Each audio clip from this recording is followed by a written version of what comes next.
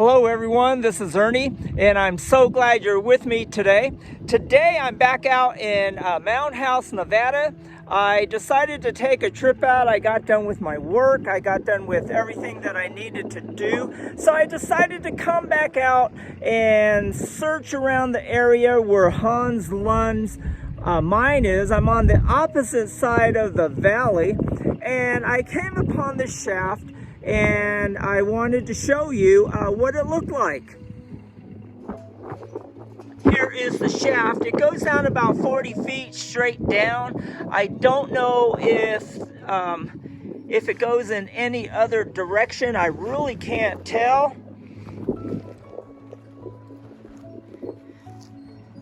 I don't want to get too close to the edge. I don't have my hiking shoes on. I just got my Vans on, and as you know, Vans are not the greatest shoes to be doing this kind of stuff in. Nope, it doesn't. I don't know. I don't know if it goes back very far or what. But anyhow, this is what it looks like. There's no way I can get down inside of there. But if you look at that ore right there, wow, that stuff looks really, really good. I should grab some samples and take it home and see if there's anything inside of it. If not being for the wind, other than that, it's a beautiful day out here. And right across that valley there is where Hans Lund's mine is at. I drove up about 200 yards from my last location, and I drove up here, and as you can see, what's behind me is a stand for a hoist that they used to bring the ore out of the ground back in the day. I believe it was, of course, in the 1900s. It didn't go back into the 1800s. And you can see all around me the ore that they had dug out of the ground and left it on the ground. The ore is everywhere. But anyhow, up by that hoist is a drift mine, and I want to make our way up to that drift mine, and I want to take a peek inside of it. I'm just wondering if this ore that's down here on the ground, if it has anything in it. It looks really good. Let's get a picture of it.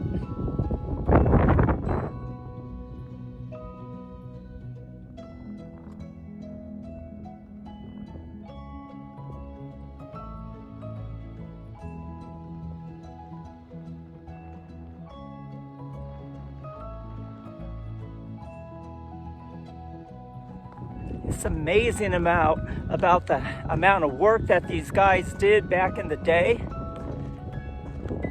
They nowhere had the type of equipment that we have today, and they must have worked their heinies off.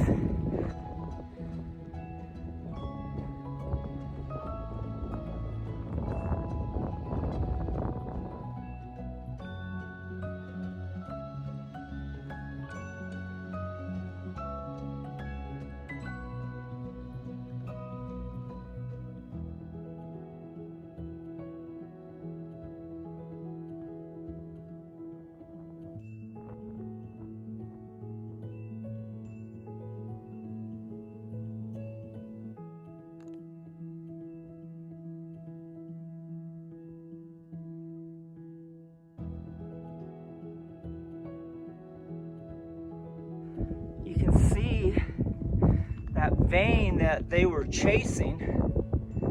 You can see the red. There's just lots of red inside of that ore.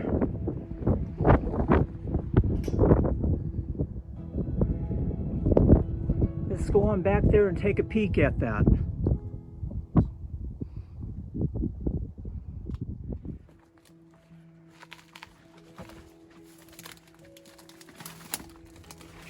Okay, we're making our way to the portal.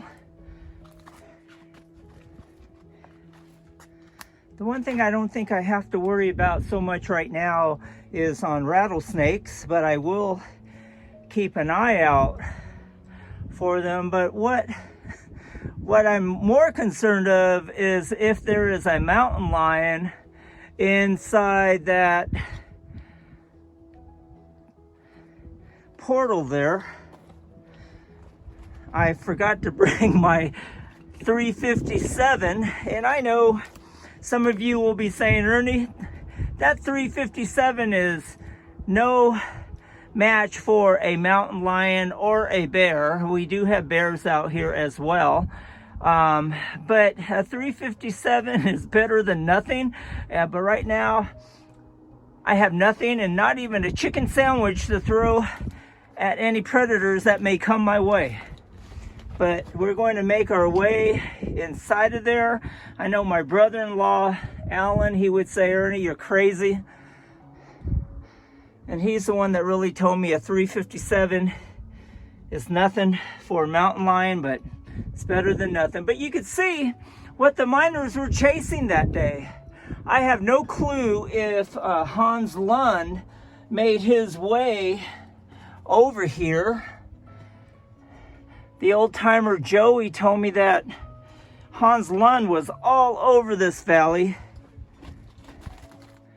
trying to find the best ore that he could possibly find. I need to add at this point in time that the drift mine that we're at with the hoist does belong to Hans Lund.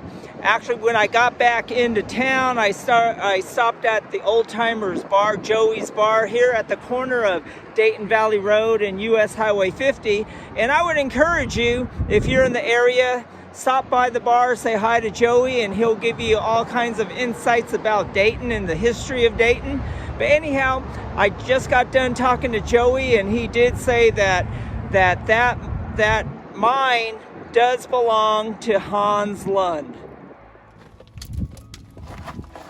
You can see that the stuff, this ore is very brittle. I barely touch it and it comes apart. Anyhow, let's take a peek. Okay, we made our way inside this drift mine. And we can see what the miners were chasing back in the day.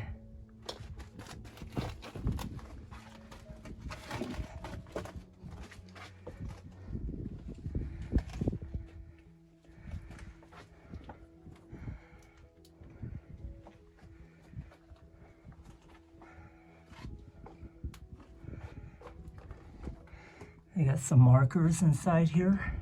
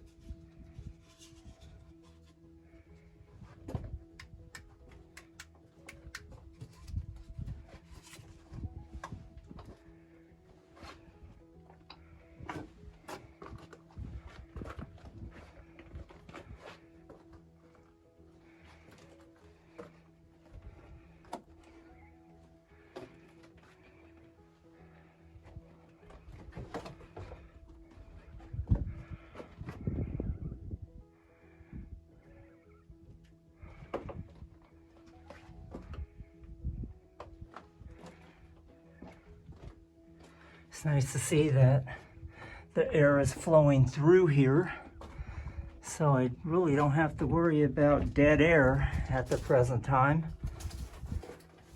Wow, look at this ore.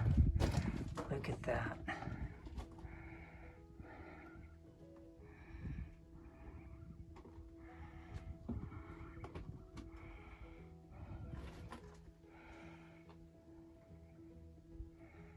I didn't bring any tools with me today.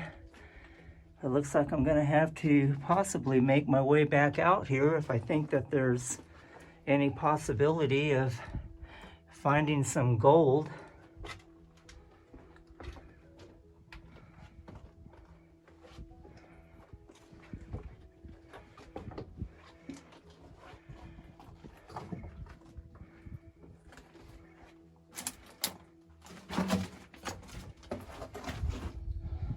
Pretty dark behind me.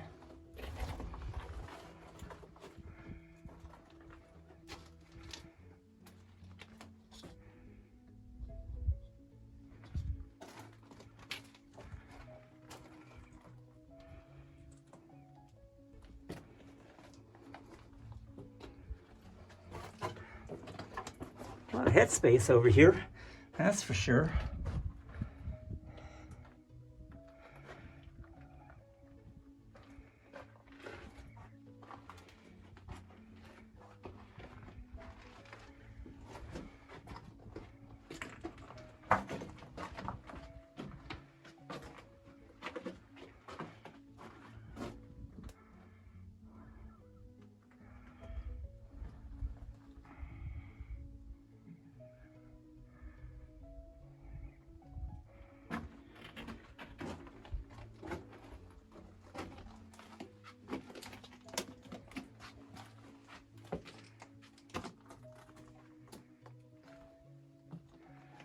Some timber down here.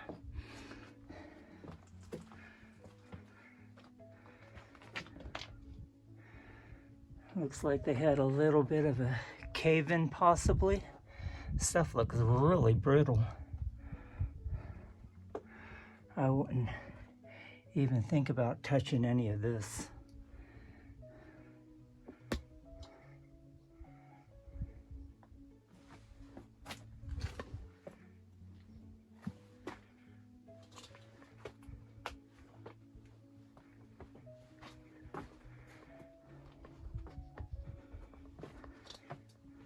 Looks like it, well, that's pretty big.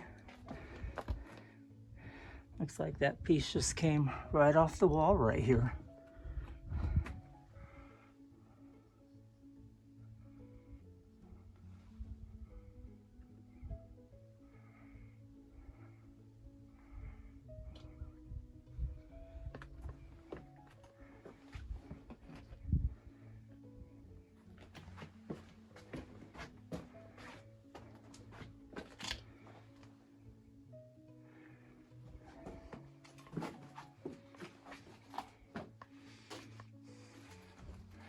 Goes in two directions.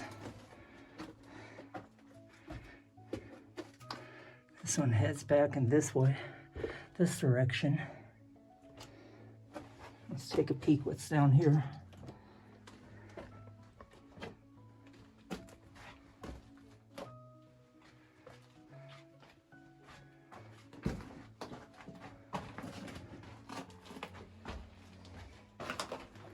Oh yeah, look at that.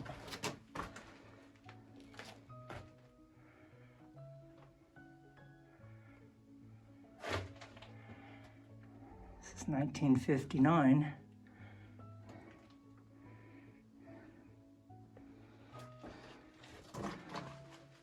Looks like a little drill hole. I don't know if that was going to be used for dynamite.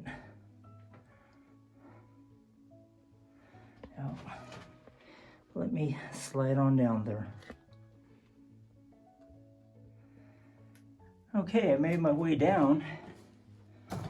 And I just wanted to show you this piece of timber right here. You can see the pressure of the walls pushing in on this timber. I can see why they put that piece of timber there.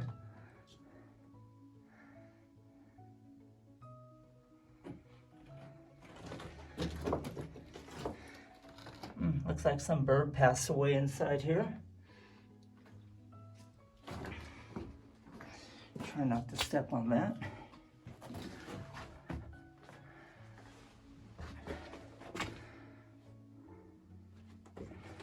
Okay, this looks like where it ends.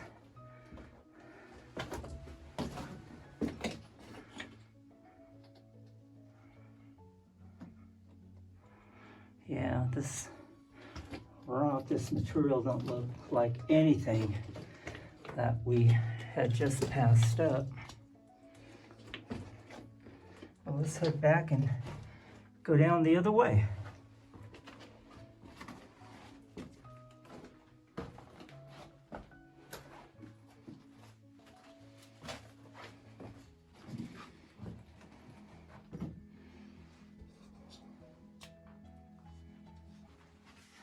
Okay, we made it back up. Let's head back out of this part of the shaft and turn right.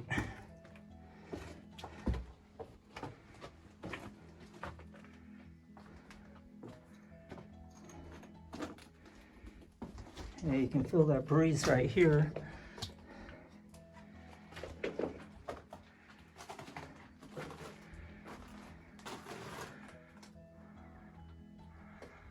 Oh yeah, look at that.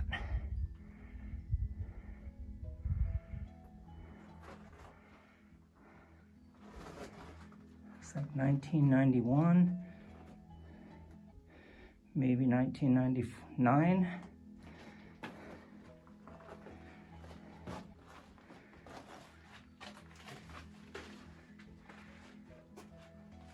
Oh wow, look at this. Look at that piece of timber. It's pretty big.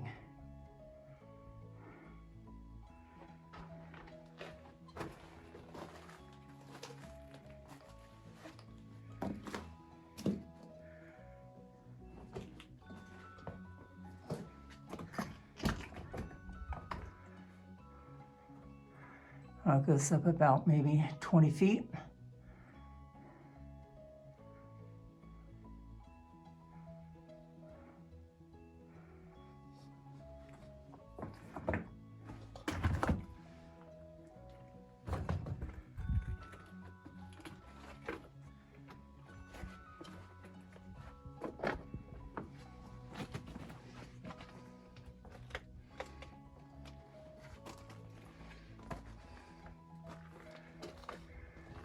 Oh yeah, that looks good inside there.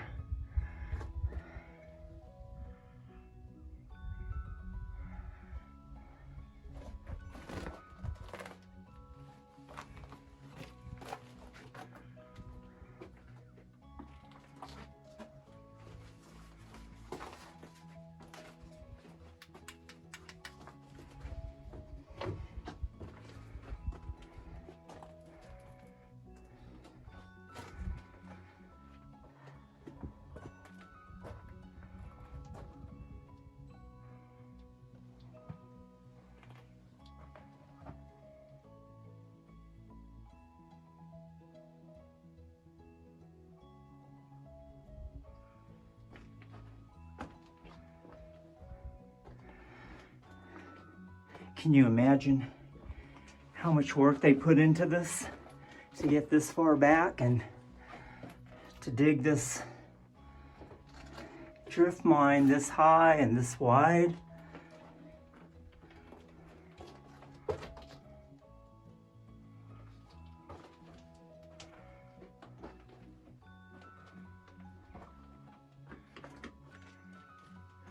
Huh.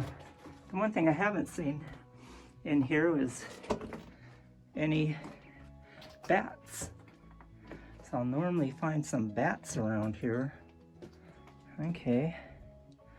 Oh wow, look at all of this.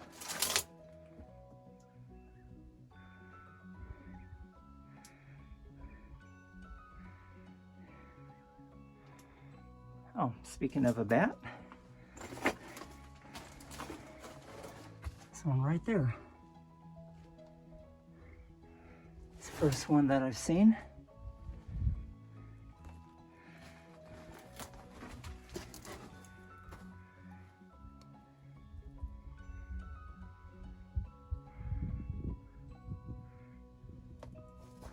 Apparently there's something living in this area here. Don't know what.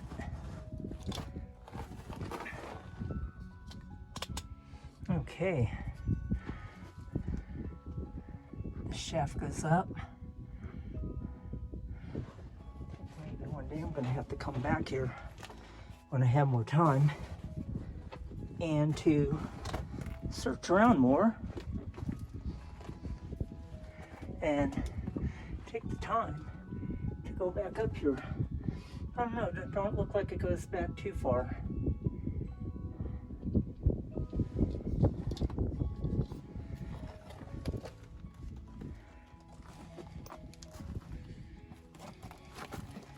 really feel the breeze back here.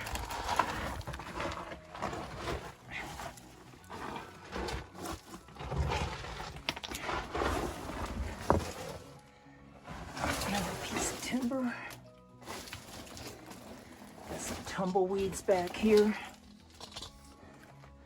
Got some barbed wire and some metal.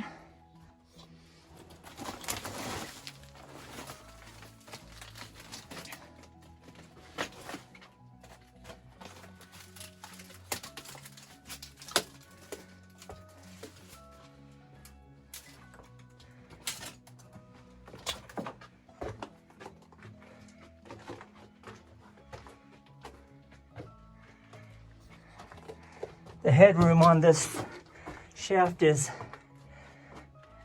getting shorter. It's a good thing I'm short. Temperature change back here. Wow, look at the rocks that fell.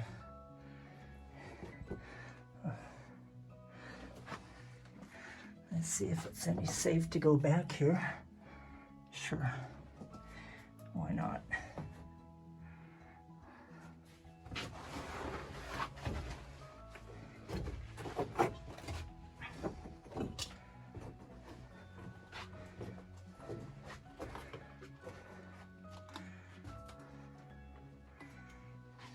Okay, is this it?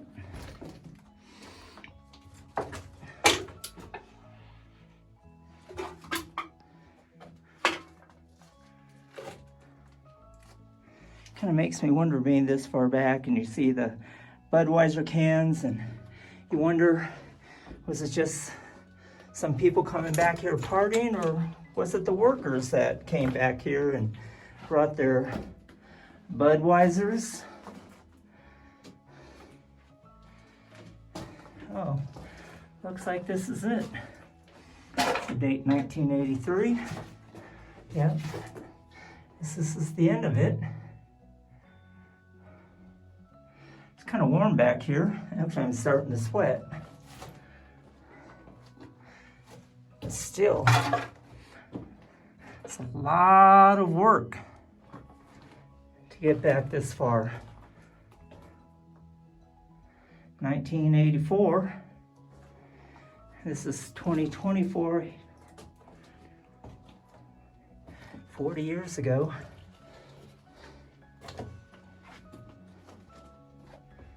Well, let's head on back and see what we find out outside. Didn't see really anything of great value inside here, but it was nice to come inside here and to check it out and to bring you guys along with me. I'm sorry I don't have a name for this shaft. No one's ever told me. I've known this has been here for years, and it really hasn't changed so much, except for some of the bigger rocks that have fallen. So let's make our way on out of here. Okay, there's the portal as we make our way out of here. It's always a really beautiful sight with the sun shining through the portal as we're making our way through this drift mine. We'll be outside in just one moment.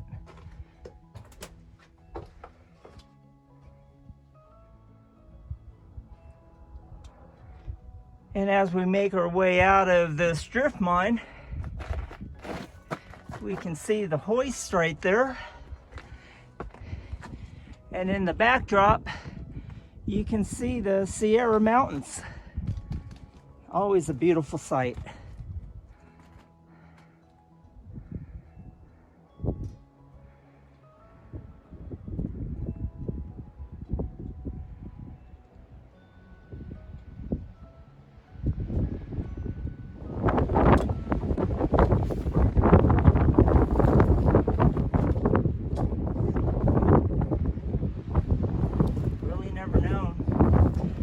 This shaft goes down. Goes quite a ways. Look at that.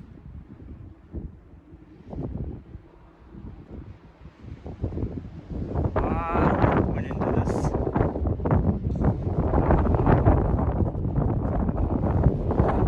going. Here's another shaft that goes straight down. It goes down about 25 feet, I would say.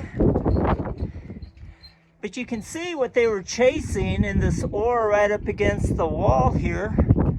And you can see how the vein is just coming down.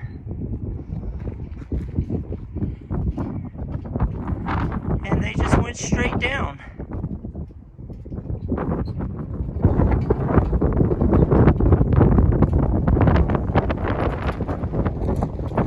I apologize about the wind, but as we are looking down the shaft on the other end, you can see that the drift heads west.